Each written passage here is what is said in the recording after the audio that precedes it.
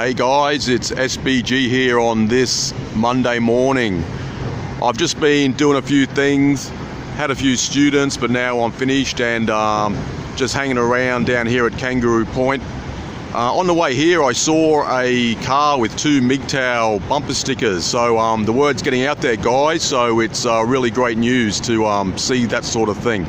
What I want to talk about this morning is incels. I know I've talked about them before, about 2 months ago, but what I want to know is, do you think that MGTOW could have helped guys like Elliot Rodger and Alec Manassian? This is just my personal opinion, but I don't actually think that Elliot Rodger was an incel. He was like an incel in his own mind. I think that if he really wanted to, he could have gone and got quite a bit of pussy, at least 5s and 6s or maybe a 7. He just thought that he wasn't good enough, and he was just obsessed with chasing women. So maybe MGTOW could work for some guys like that, but I think to be a MGTOW at first you have to have a lot of willpower. It has to be a gradual sort of process. And in the case of Elliot Rodger, I think he had like OCD, an obsessive compulsive disorder, because he was obsessed with these tall blonde women, these tall pretty blonde girls, and he would not settle for anything less. He wasn't interested in Asian women because of his Asian background. And in the case of Alec Manassian, I think he was a bit better looking than Elliot Rodger. That's just my personal opinion.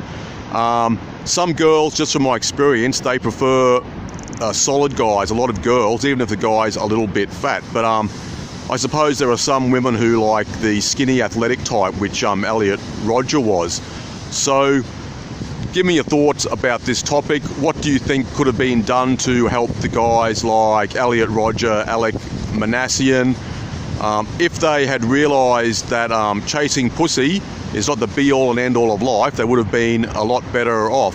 You may have seen a movie, it's called She's All That, but after you've been married and had several girlfriends, you realise that she's not all that.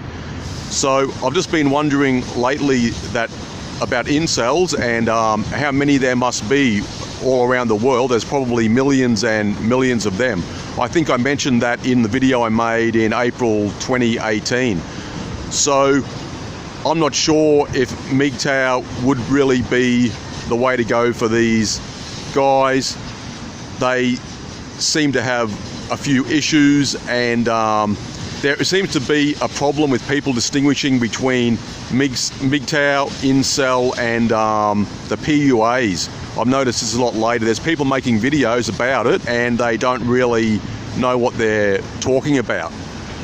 You might have seen that LFA, MGTOW, has made a response video to Sandman, and I'll probably do a video about that very shortly.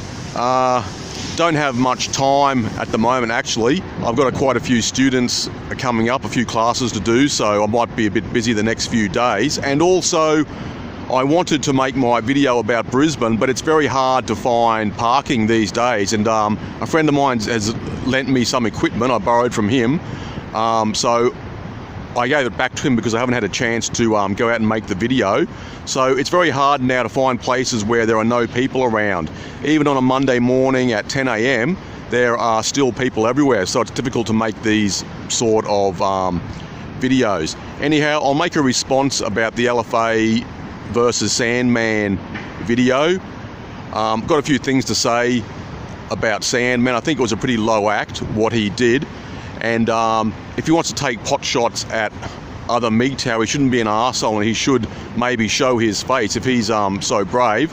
Like I said, I don't care if MGTOW show their face or not really, but guys have to be a bit humble, show some humility, and just remember we have to stick up for each other and defend each other against attacks from feminists, tradcons, white knights, these sort of people. So anyway guys, that's all I've got to say for now.